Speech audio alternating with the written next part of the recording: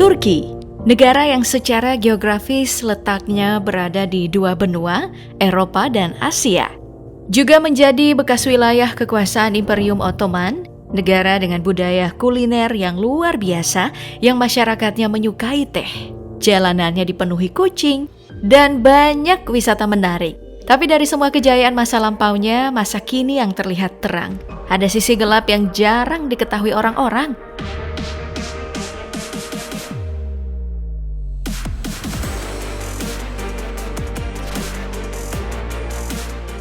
99,8% warga negara Turki beragama Islam yang didominasi oleh kaum Sunni. Sisanya adalah Kristen Ortodoks. Tapi Turki menjadi satu-satunya negara Islam yang menganut paham sekuler. Urusan agama dipisahkan dengan urusan negara, yang artinya Turki menjadi salah satu sisi terangnya, sekaligus sisi gelap bagi penganut Islam taat. Karena alih-alih ingin dianggap bisa menjaga toleransi dan tidak sewenang-wenang terhadap agama minoritas, justru berubah menjadi diskriminasi gaya baru. Karena Turki pernah memberlakukan larangan penggunaan jilbab, termasuk di kampus, membuat beberapa anak perempuan tidak mendapatkan pendidikan. Hingga akhirnya tahun 2013, undang-undang yang dianggap paling represif ini pun dihapus oleh Perdana Menteri Turki kala itu, Recep Tayyip Erdogan. Larangan penggunaan jilbab dicabut bersamaan dengan larangan berjenggot bagi pria. Sebelum menjadi negara republik, Turki menjadi pusat pemerintah beberapa kerajaan-kerajaan besar. Dari Kekaisaran Achaemenid dari Persia pada abad ke-6 sebelum Masehi.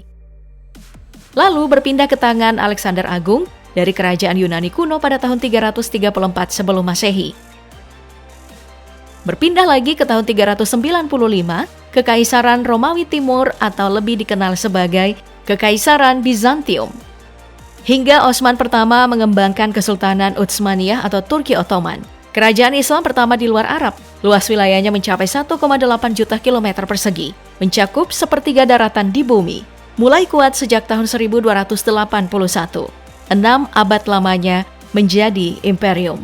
Raksasa penakluk yang ditakuti dua benua. Sampai tahun 1924 ketika Kekaisaran Utsmaniyah runtuh dan dimulailah Turki menjadi negara modern dan Mustafa Kemal Pasha atau Mustafa Kemal Atatürk mendirikan negara Republik Turki.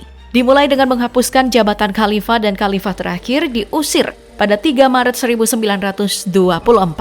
Ia juga menutup semua pengadilan agama, melarang pemakaian jilbab bagi karyawan sektor publik, menghapuskan Kementerian Hukum, Kanun, dan Yayasan Islam, mencabut larangan alkohol, mengadopsi kalender Gregorian untuk mengganti penanggalan Hijrah, menjadikan Minggu sebagai hari libur alih-alih hari Jumat, mengubah alfabet Turki dari huruf Arab menjadi huruf Romawi, mengamanatkan bahwa azan harus dalam bahasa Turki daripada bahasa Arab, dan melarang pemakaian topi fes.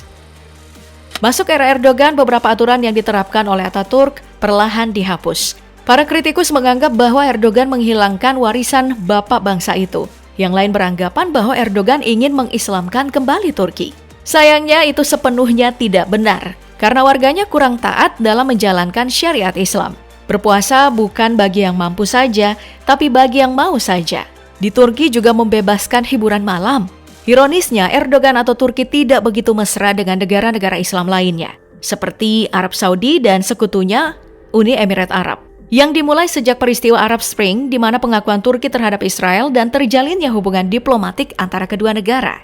Tapi di sisi lain, Turki juga masih gencar mengeluarkan kritikannya kepada negara Yahudi itu, membuat pakar berkesimpulan bahwa Turki memilih untuk berperang dengan siapapun, berkebalikan dengan kebijakan luar negerinya yang terdahulu, di mana Turki tidak bermusuhan dengan siapapun.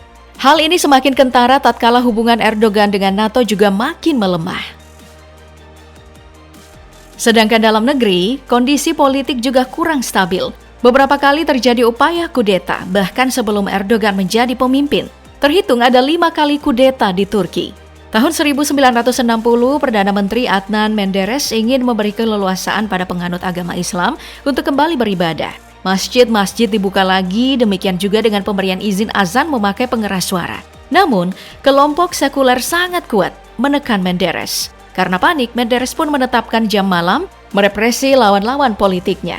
27 Mei 1960, Tentara mengikuti desakan rakyat menggulingkan PM Menderes.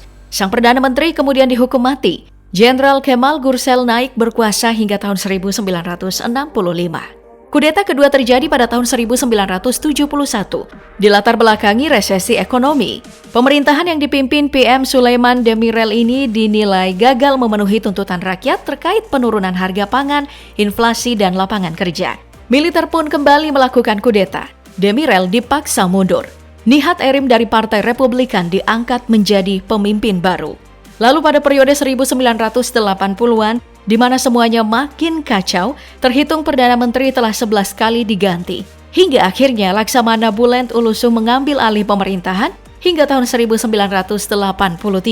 Dan pada tahun 1995 saat Partai Islam Sejahtera menang pemilu, pihak militer merasa gerah karena partai tidak kunjung membangun koalisi permanen.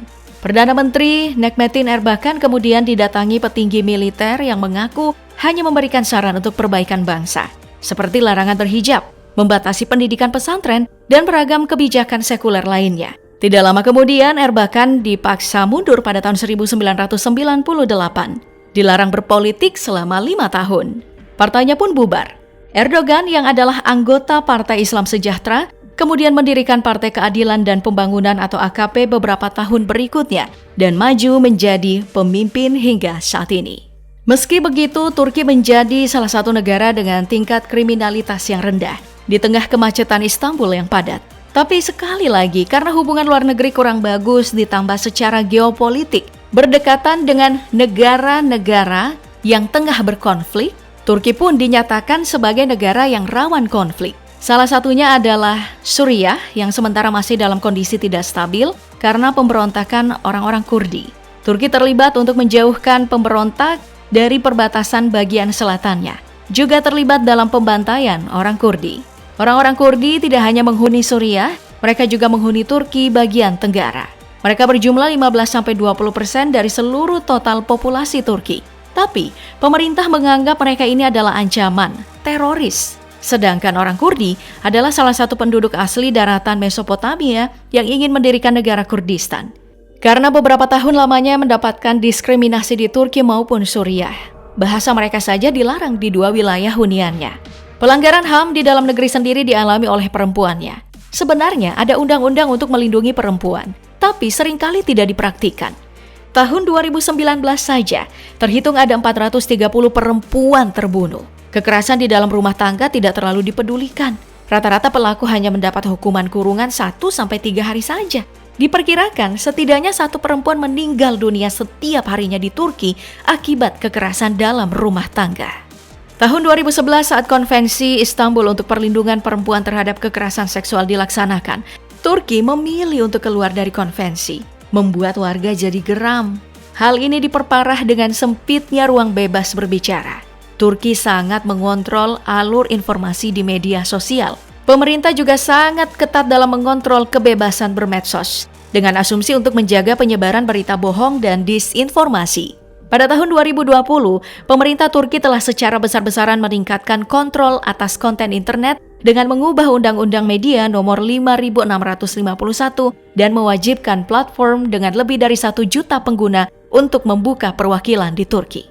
Dan beberapa masalah lainnya yang kurang terekspos, menggerogoti pemerintahan Erdogan, yang terkenal dengan birokrasinya yang lambat, yang menjalar hingga ke urusan ekonomi, yang menjadikan lira Turki, mata uangnya, menjadi mata uang paling fluktuatif dan lemah di dunia. Ya, seperti di negara kita, di mana urusan administrasi menjadi urusan yang paling pelik, karena butuh waktu yang lama dan jalur yang rumit.